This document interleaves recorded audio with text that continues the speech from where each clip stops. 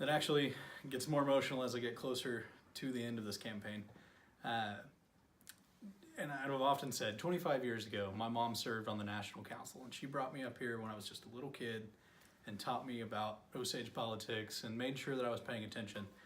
But the reason I'm running today and why I'm running for Osage Congress is for my daughter. My wife and I are expecting in early June, and the Osage Nation that we leave to her and the next generation of Osages is what's important to me right now. And I believe that it's time for me to take my education, take my experience, and put that to work for the Osage Nation. And that's why I'm running, and that's what I want to do. I want to serve the people of the Osage Nation because they've invested in my life, and now it's time to give back. So all that education and work experience, it actually started with an associate's degree in political science back in 2009. Then I decided to actually seek office. I had done some political work with the Oklahoma House of Representatives, and then I decided to actually seek election to office in 2010. I lost that election just narrowly by 98 votes as a 21-year-old, one of the youngest candidates in state history.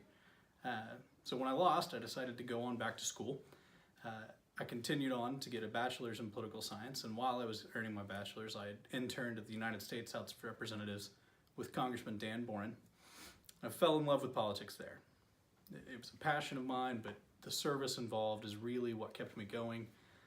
And I believe that Congressman Boren recognized that in me, and that's why he invited me back to Osage Nation Industries when he came back to work for the Office of Corporate Development. So from there, I worked with the Office of Corporate Development and fell in love with that so much, fell in love with Norman, and earned my bachelor's degree in political science. And through all of that, through the teachers and through the studies, President Boren actually asked me to come back and serve as a Boren Fellow. So what we did is we went in and we redesigned the American Federal Government course, and we taught political engagement and civic engagement to new incoming freshman students as part of what we called Democracy Labs. So while I was doing that Boren Fellowship, I also earned my master's in public administration. And upon graduation in 2015, I immediately took a position with the Osage Nation. For the last 3 years, I've actually been working as the budget analyst for the Osage Nation Congress. So all the numbers, all the behind the scenes, number crunching, that's been my responsibility. And that's kind of another reason that sparked me to run for office. I've seen kind of firsthand some of the issues that we're facing. And with the retirement of 3 of the current members, I didn't feel like I was running against any of my bosses at the time. So decided to file for office because there's a lot of work to do, and I'm ready to roll up my sleeves and do that work for the Osage people. There's a lot I'd like to add. Like I said, we've got a lot of work to do. One of the things that I've had my hands on the most in my time with the Osage Nation is the budget. I believe that we need a Budget Control Act. We've got to start living within our means, and that's not to say that we've overextended or that we've spent money where we shouldn't have. We've just got to start being conscious about our spending and conscious about our budgetary issues.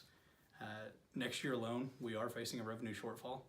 It's not anything to be alarmed about, but it is an issue that needs to be serious. We need to be taking that into account, and we need to be planning for our future. That goes back to the first question of why I'm running. We have to leave a better nation for our children, and that's why I'm running.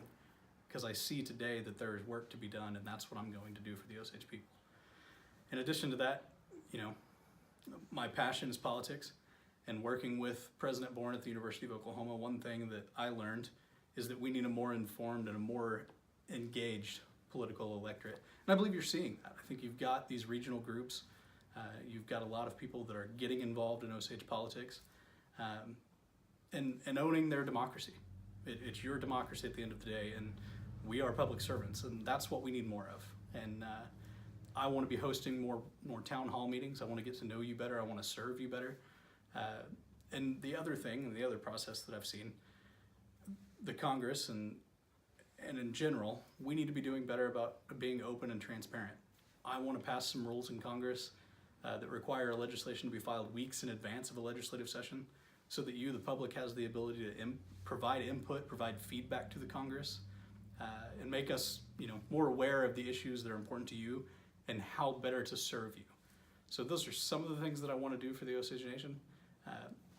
Encourage you to visit my website, elipotts.com. Find me on Facebook, Potts for Congress, or give me a phone call. strive to be as accessible as possible, and I want to serve you. This is a full-time job for me, and that's what I'm asking for.